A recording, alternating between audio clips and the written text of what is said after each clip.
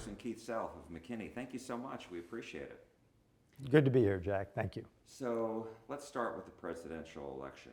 Polls show this is a very tight race. What do you think the key difference is going to be for the person who wins this race? The key difference is going to be, can we articulate policy over personality? Because the Kamala Harris has no policies on her website. Donald Trump does. So we've got to get past the two personalities that are on the ticket. And the voters have as clear a choice, as clear a differentiation of candidates that they have had in many elections. So the difference will be, can we talk policies as opposed to personalities? And why do you think the Republican policies are better than the Democrats? Demonstrably so. We had 4 years under Donald Trump.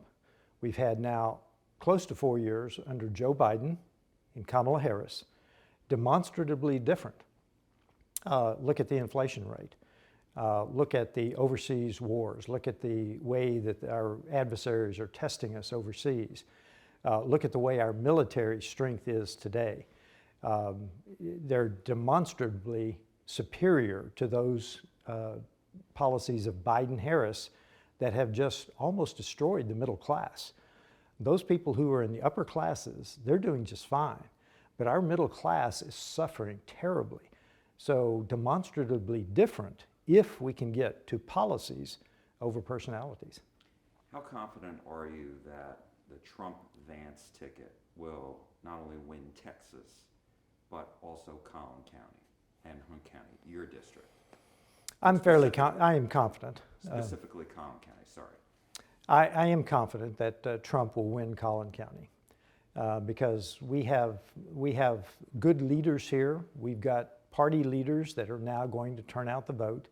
And I think that here in Collin County, we've got a higher percentage of informed voters. And I think those informed voters are going to understand our previous discussion about policies. And they're going to vote the kitchen table issues, which I think will dominate this election if we can get past the personalities, the demonstratively better policies under Trump of the 4 years. Because never have you seen this dramatic of a comparison either in 4 years previously to the 4 years we're under today. The difference is night and day. And I think if people will just realize that, they will do very well. So you're referring to the record inflation we saw in 2022. And while inflation has come down since then, the prices have not. Yeah, that's the key with inflation. You have to soak it out over time. The fact that we're down to 3% or so inflation today doesn't address the 19% inflation that we saw in the past. That takes a while to soak it out. So the average family, their wages have actually decreased under Biden-Harris. So not only do they see a tremendous increase in gas and groceries and rent, mortgage payments, but they see a decrease in their real wages. Those two together are almost 25% difference in the cost of living for the average family across America. I think the people in Collin County are going to understand that because they're feeling that difference of almost 25% in their income because inflation is nothing but a tax. So if your real wages are going down, which they are, and your costs are going up, you feel it. You feel it every time you go to the grocery store. Former President Trump has advocated and continues to advocate for tariffs on foreign goods. And some experts say this is really a tax and it's going to raise the cost of goods and causing inflation, et cetera. What do you say to that? Well, I would go back to the nearshoring and onshoring that's happening. Everyone agrees that globalization is in retreat. So when you look at the strategic picture, globalization is in retreat. So now I know factory owners who have moved their factories from China to Vietnam to find cheaper wages. But as we also have the supply chain problems that have happened since COVID. And in many cases, the supply chain is not totally healed. So the concept of just in time, you remember that concept, just in time, is pretty much dead right now because people understand they need a reserve to get through hiccups and bumps such as COVID. So I think that is part of the equation too. Tariffs have a place in the economic stratosphere. They're not the panacea that everybody thinks they might be, but they do have a place. And they have a place when you are punishing a foreign adversary who is dumping whatever, a commodity. When the trade practices that they are experiencing are unfair, that's where tariffs play a part. 100% tariffs on anything is probably not the right idea. You need to target them because this is not only a good policy in some cases, but it's also deterrence for bad trade policies. Are you referring to China, for example? And would this harm China and help the United States foreign policy-wise and other factors? China is in a world of hurt without tariffs. They're demographically in free fall. Their economy is in free fall. They've not come off of the infrastructure building. They have, this is a true figure, they have 2.5 times the housing units that they need for China. Now they're a nation of 1.3 billion people. They have 2.5 times the housing units in China. That's what they've been doing with all that concrete that they've been using. They've got whole cities that are not lived in. So they are in trouble themselves. Their real estate market is in free fall. Their demographics are in free fall. Xi has recently gone back to a complete command economy. And when you do that, you're telling people what they must do, and that doesn't lead to growth. So China is so it means that they may try to have unfair trade policies with the United States. And if they do, and if the policies are unfair, then yes, tariffs have a part to play. It's not for everything, but there may be a case for tariffs. Let's talk about border security. Have Republicans lost a little credibility because of this and given Democrats a talking point when it comes to the bipartisan bill that was developed in the Senate that went nowhere, that led to President Biden's executive order adjusting the asylum law? Everything you said is incomplete. We passed the strongest border bill, Secure the Border Act, in May of 2023. That was the strongest border bill in decades. You're referring to the Senate bill that was called a border bill but was not a border bill. It was a funding bill for all of the Democrat pet projects. Very little for the border. It was misnamed as the border bill. So why did the Republicans go, at least the senator from Oklahoma, I have no idea. I can't answer your question. But now that bill did not lead to the Biden executive order. We have known for a year or more that he would have to do an executive order just before the election. We knew he was going to have to because the border is such a strong issue for Republicans. We knew he was going to do it, and he was going to do it to influence the election. I think the timing was about what we thought it would be. Now, is it going to change anything? Absolutely not. Why not? Because it is only meant to convince people that they're doing something about the border. And if the Democrats were to retain the White House, if Kamala Harris wins, do you believe they'll change it back and undo it? No, they won't undo it because it's not doing anything. They'll simply ignore it and continue to flow people across the border. It used to be a theory, Jack, that they were going to turn illegal immigrants into voters. It used to be a theory. Yeah, they'll do it over 5 years, 7 years.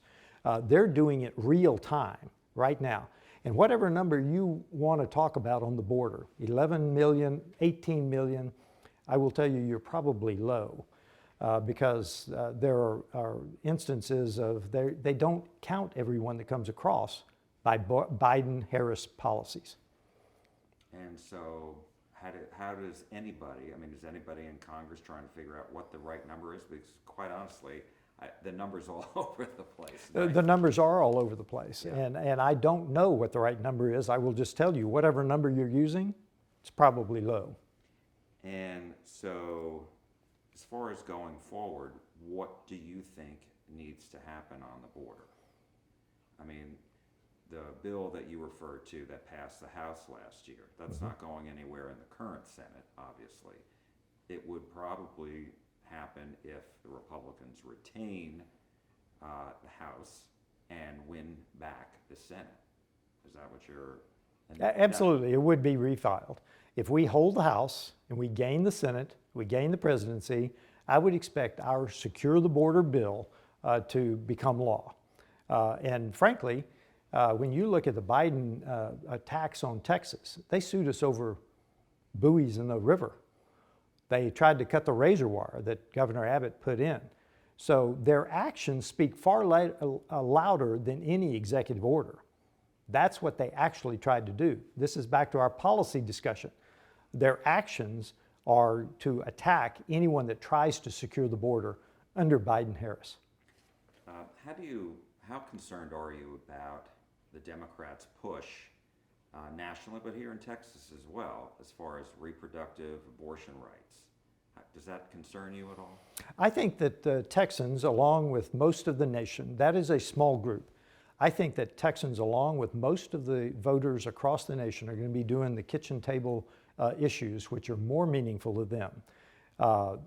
I believe that that is what will drive this election. Policies of the Biden administration, Biden-Harris administration, as compared to the Trump years, I think that clear differentiation is what they're going to vote on. And frankly, they're being hurt. There are theoretical issues, and then there are issues that are hurting our middle class.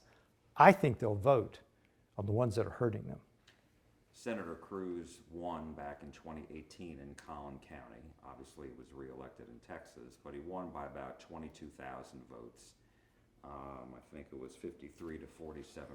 How confident are you that Senator Cruz will win reelection here in Collin County? Very confident.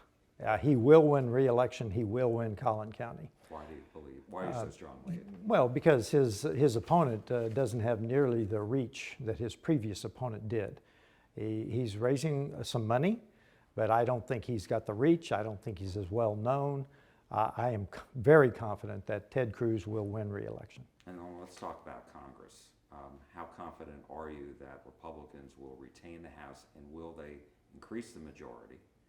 And if so, why? And then what about retaking the Senate? I'm confident we will hold the House. I'm hoping that we have a larger majority. I believe that it is possible to have a larger majority. It depends on the two biggest states are New York. Can we retain most of those 5 that are in play? North Carolina, can we gain the 4 or 5 that we should, and then scattered others that we should? I believe that there's a good chance that we will increase our majority in the House, unless something unexpected happens. Now, I know there will be an October surprise. If the October surprise brings a different dynamic, all bets are off. The Senate, we are expected to win the Senate. Best case, I've seen that the pollsters and the prognosticators say is 50 for the Democrats. That's best case. I don't expect that to happen. I think that we will take the Senate, so everything hinges then on the presidential. Any particular states, do you think, aside from West Virginia, that Republicans will pick up? Montana, perhaps? Absolutely. I think Tester is in trouble. Any others? There are others. Yeah. And my last question to you is, what are you going to be focusing on for you're up for re-election. I'm sure, the district is obviously solid Republican. So what are you looking at? What are your priorities for the next couple of years? Well, my first priority is to help Donald Trump get reelected. That's the priority between now and the end of the year. My next priority would be the lame duck session, because this is the end of a Congress this year, and those are always dangerous because we have a whole lot of people that are either retiring or we're beaten, and they have no skin in the game anymore. That concerns me. And then over the next 2 years, 3 years, is about fourfold. First of all is the southern border. Secondly is the national debt, 35 trillion and counting quickly. I get a text every single day that tells me how much the national debt has increased over the past moving 365 days. Right now, we're adding about $2.45 trillion every 365 days on a moving timeline. Then you've got the administrative state. And if we take the trifecta, the House, the Senate, and the presidency, I think there will be a huge effort to make use of the Chevron deference case to start forcing the agencies and departments to defer to the will of Congress. I think that is huge. And I'll stop there. So those are the priorities that we have, that I have in my office. Then we've got lesser priorities. We have got to rebuild our military. And we've got to fight the next war, not the last war. We've got to be more agile. We've got to be more innovative. We've got to have some sort of a reserve because we have none of that today. The Commission on National Security Strategy had a list of very brutal findings, which I agree with. We just had our Defense Industrial Base Roundtable yesterday here in the DFW area, and all of the companies, large and small, told us the same thing. We need more innovation. We need more freedom from government regulations. We need to cut down, for instance, on an FMS case, a foreign military sales case, we take, depending on the case, 17 to 19 signatures to get it approved. Japan has 1 signature. Now, when Japan has a more agile bureaucracy than America does, we're in trouble. Does that cost sales? I'm sorry? Have the fact that there are so many layers of signatures required, has the U.S. lost sales because of it? Of course. People go to the places where they can get the equipment they need faster. Congressman Keith Self of McKinney, thank you so much. We appreciate it. Thank you, Jack.